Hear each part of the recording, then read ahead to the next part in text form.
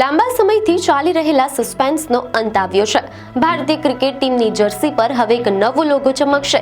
Team ઇન્ડિયાના નવા jersey sponsor તરીકે અપોલો ટાયર્સની જાહેરાત કરવામાં આવી છે।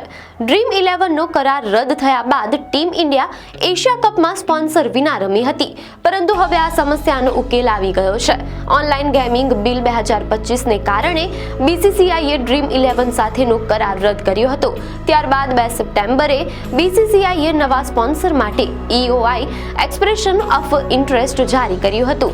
આ સ્પર્ધામાં અપોલો ટાયર્સે બાજી મારી છે।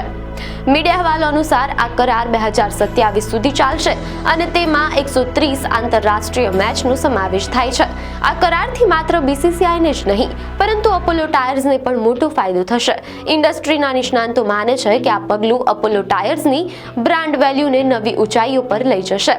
આવી જ ન્યૂઝ અપડેટ માટે ધ લોકસત્તા પેજને ફોલો કરો।